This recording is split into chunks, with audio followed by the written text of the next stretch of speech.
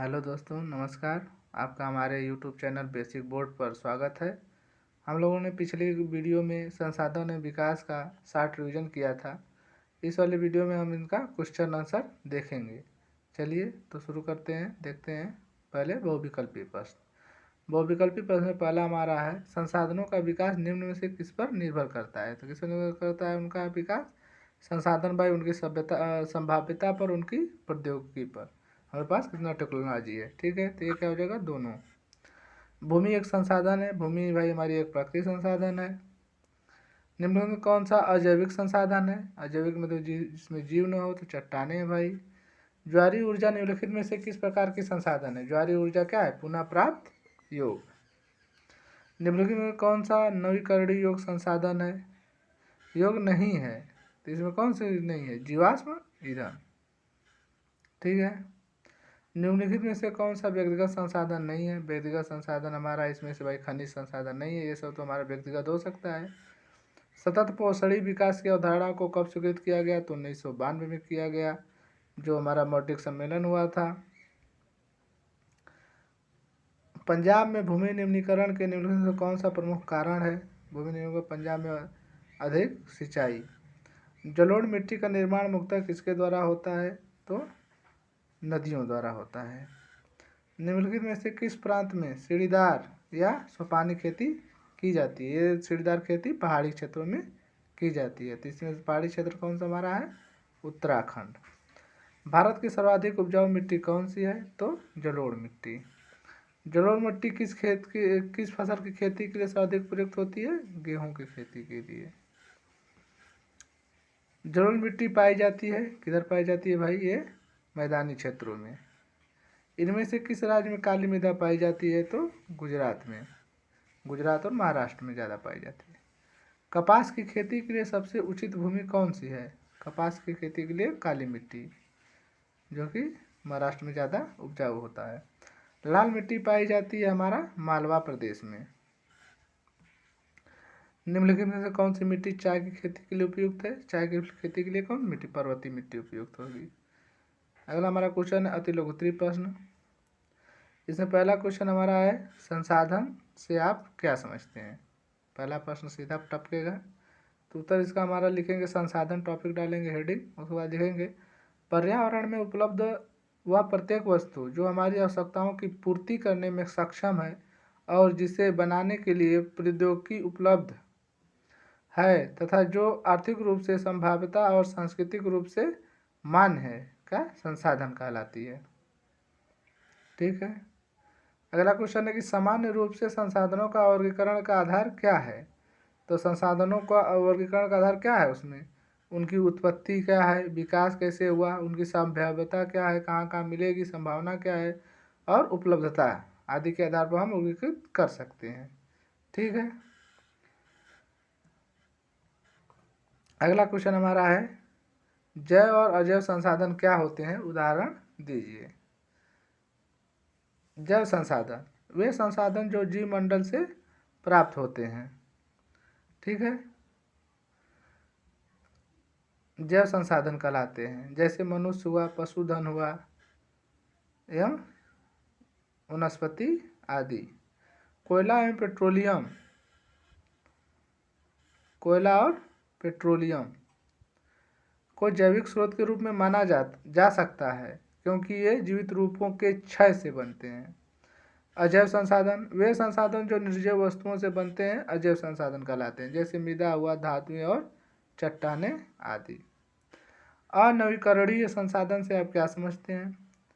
अनवीकरणीय संसाधन पूछेगा सीधा, तो इसका उत्तर ऐसे दें कि ऐसे संसाधन जिन्हें एक बार प्रयोग करने के पश्चात पुनः प्राप्त नहीं किया जा सकता, उन्हें अनवीकरणीय संसाधन कहते हैं, जैसे खनिज, जीवाश्म आदि। संसाधन के दोहन अत्यधिक दोहन से उत्पन्न होने वाली समस्याएं बताइए। संसाधनों के अधिक दोहन से वैश्विक तापमान, ओजोन परत ह्रास, पर्यावरण प्रदूषण जैसी समस्याएं उत्पन्न होती हैं। इसका यही एक बहुत से समस्याएं हैं। वर्ष 1992 में पृथ्वी सम्मेलन क्यों हुआ था? सीधा पूछेगा भाई। विश्व स्तर पर उभरते पर्यावरण संरक्षण और सामाजिक एवं आर्थिक विकास की समस्याओं का हल ढूंढने के लिए यह सम्मेलन हुआ था। कहाँ? रियो दी जेनेरियो में। एजेंडा 21 का मुख्य उद्देश्य क्या है? एजेंडा 21 का मुख्य उद्देश्य विश्व सहयोग के द्वारा गरीबी, भूखमरी और बीमारी, असाक्षरता और पर्यावरण की क्षति को कम करना है। संसाधन नियोजन से आप क्या समझते हैं? संसाधन नियोजन से आशय उपलब्ध संसाधनों की पहचान और मात्रा के साथ साथ उनके उचित विकास से है। संसाधन नियोजन की प्रक्रिया से क्या आशय है?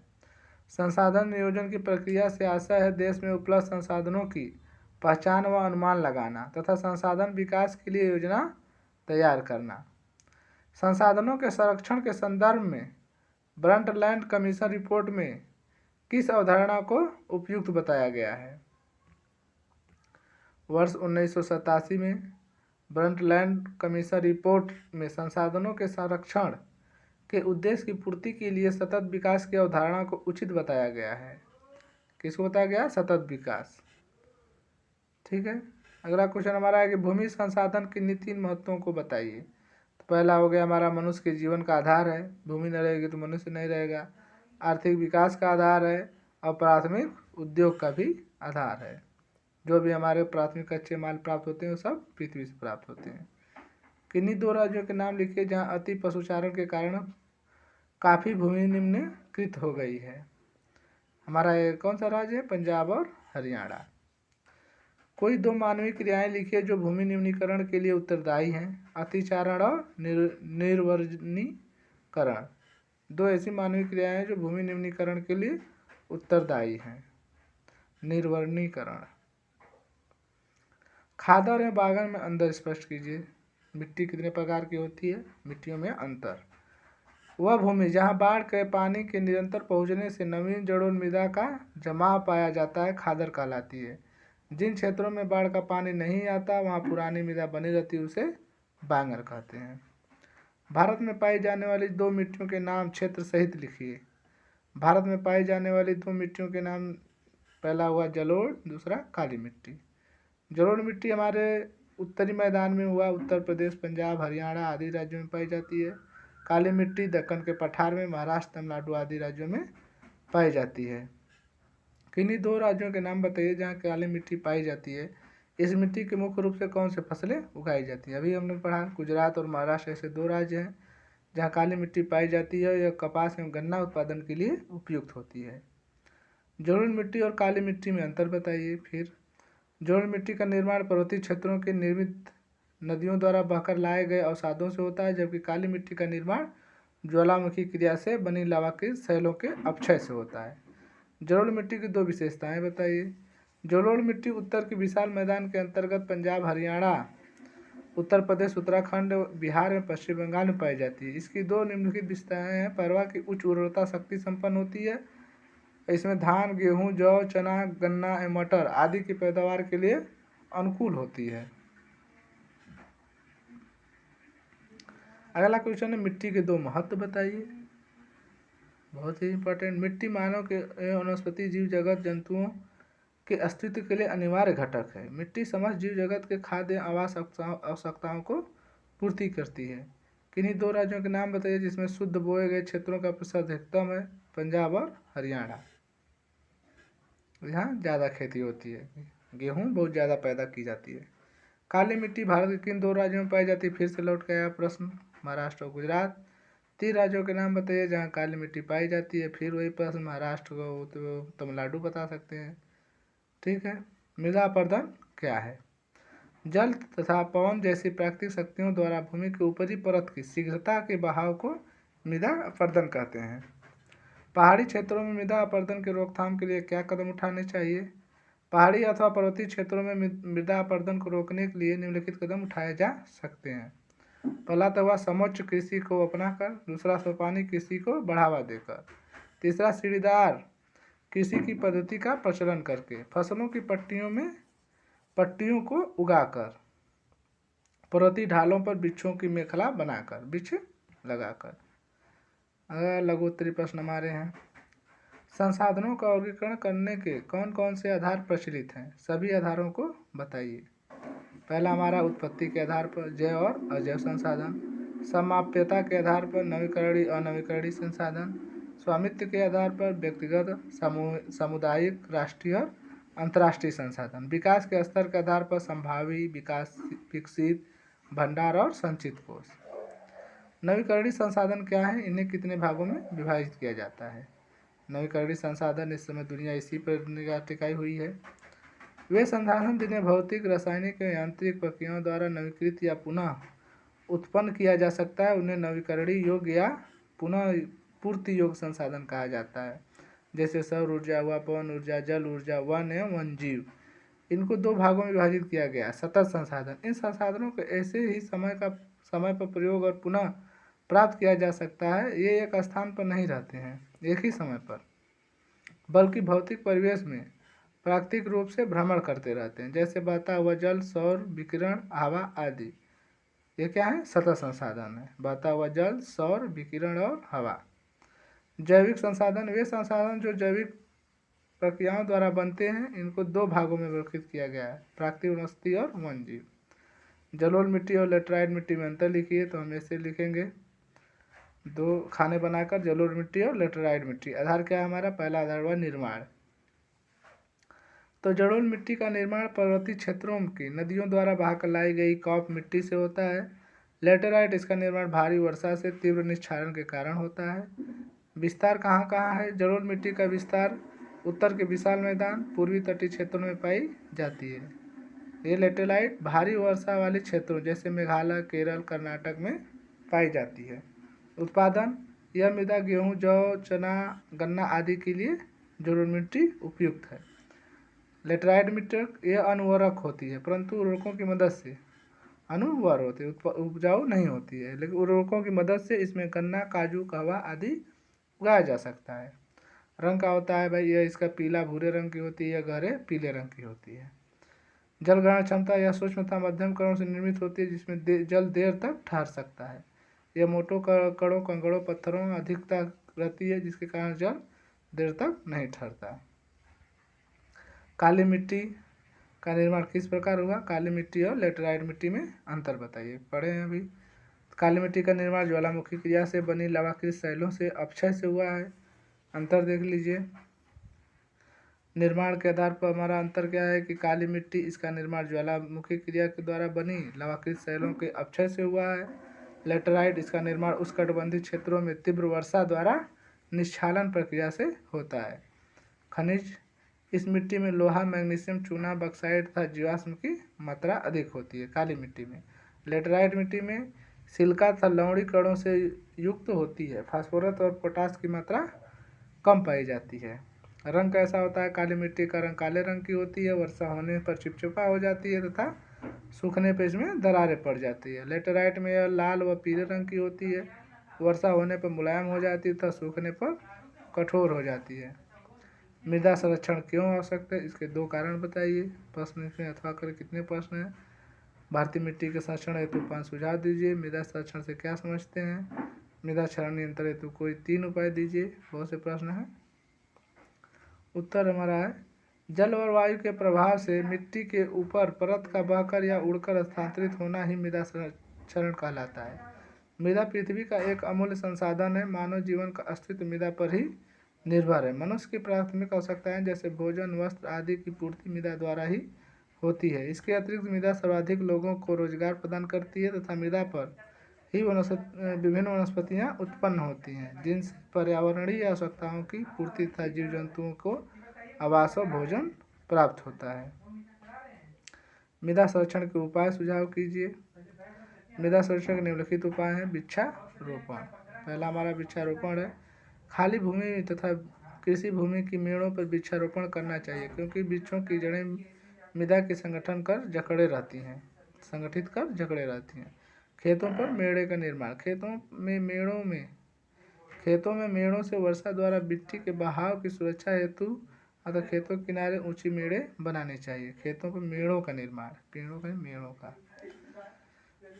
ढालों पर सीढ़ीदार खेती, ढालों पर सीढ़ीदार खेत बनाकर कृषि की जानी चाहिए, जिससे वर्षा के दौरान मिट्टी का अपरदन न हो।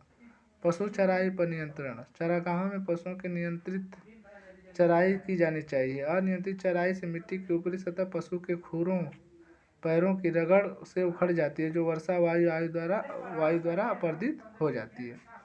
मृदा अपरदन का संरक्षण। समय समय पर मृदा अपरदन का संरक्षण किया जाना चाहिए। यह कार्य वर्ष 1953 में स्थापित केंद्रीय भू संरक्षण बोर्ड द्वारा किया जाता है। भूक्षरण। मृदा अपरदन से क्या तात्पर्य है? मृदा अपरदन रोकने के उपाय बताइए। पिछला प्रश्न एकदम सेम है। मृदा के कटाव और उसके बहाव की प्रक्रिया को मृदा अपरदन कहा जाता है।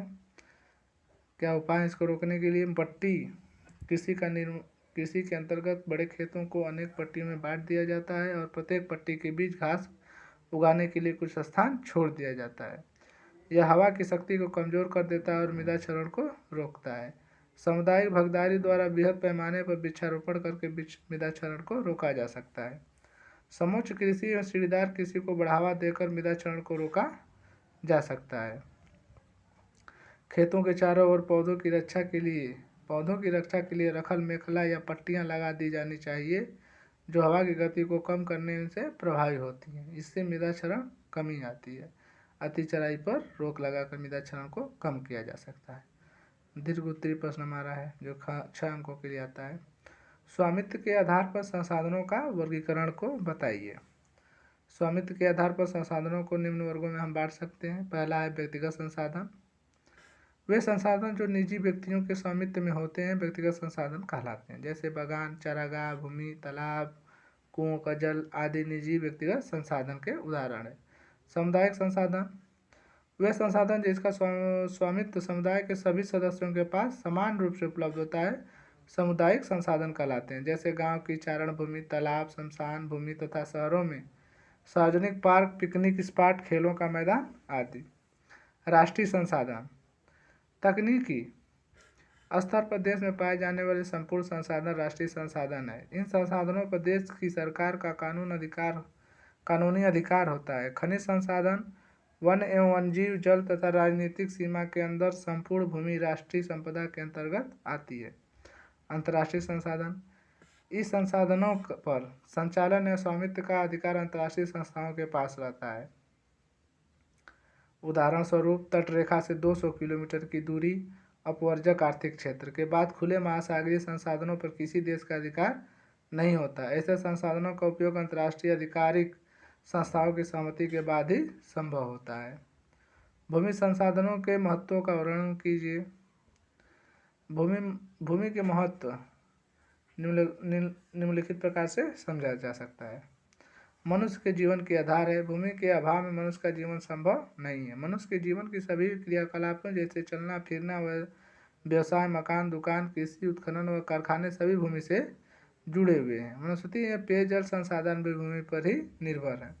आर्थिक विकास का आधार। किसी भी देश के विकास वहाँ पर उपस्थित प्राकृतिक संसाधनों जैसे भूमि, वनस्पति, खनिज पदार्थ, उपजाऊ भूमि, जल, जलवायु आदि पर निर्भर करता है।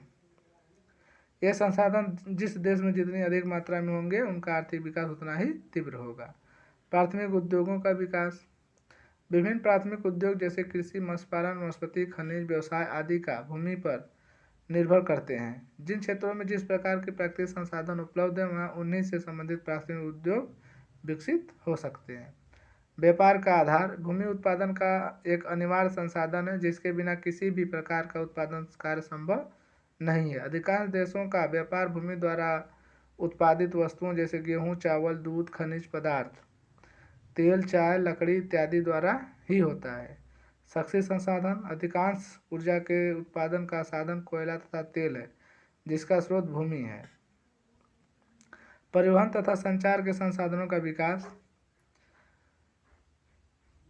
अधिकांश परिवहन एवं संचार के साधनों का विकास भूमि पर ही हुआ है। सड़क, रेल मार्ग, डाक तार आदि का विकास भूमि पर ही निर्भर करता है। रोजगार का आधार। मनुष्य को रोजगार प्राप्त करने में भूमि का बहुत अधिक महत्व है। भारत में लगभग 55% जनसंख्या कृषि पर आश्रित है। सभी प्रकार की आजीविकाएँ भी भूमि संसाधन पर ही निर्भर हैं। ठीक है, यह था भूमि संसाधन का उपयोग। अगला है हमारा प्रश्न कि जलोढ़ मिट्टी तथा काली मिट्टी की विशेषताओं को संक्षेप में लिखिए, जो हम लोग पिछले क्वेश्चन में बहुत 2-3 बार किए हैं। देखते हैं इसमें भी जलोढ़ मिट्टी की विशेषताएं। धान, गेहूं, जौ, चना, गन्ना एवं मटर आदि के पैदावार के लिए अनुकूल होता है। जलोढ़ मृदाएं गठन में बलुई दोमट से चिकनी मिट्टी की प्रकृति में पाई जाती हैं। सूक्ष्म तथा मध्यम कणों से निर्मित होने के कारण इसमें जल देर तक ठहर सकता है। सामान्यतः इनमें पोटास की मात्रा अधिक पाई जाती है। यह मृदा पीले रंग भूरे रंग की होती है तथा रंग निक्षेपण की गहराई जलोढ़ के गठन और निर्माण में लगने वाली समयावधि पर निर्भर करता है। जलोढ़ मृदाओं का गहन कृषि की जाती है मृदाओं पर गहन कृषि की जाती है। भारत के संपूर्ण क्षेत्र के 45.6% भाग पर जलोढ़ मृदा विस्तृत है। काली मिट्टी की विशेषताएं क्या है? यह नमी धारण करने की अधिक क्षमता रखती है। ज्वालामुखी क्रिया से इसका निर्माण हुआ है। कपास के लिए सबसे उपयुक्त है। पर्याप्त मात्रा में खनिज की उपस्थिति इसमें है। यह 45.60% पर विस्तृत है। ठीक है, इस तरह से हम लोगों का ये चैप्टर का क्वेश्चन आंसर भी ख़त्म हुआ। चलिए तो इसको यहीं छोड़ते हैं। आगे हम अगली वीडियो अगले चैप्टर्स लेकर आएंगे। तब तक के लिए नमस्कार।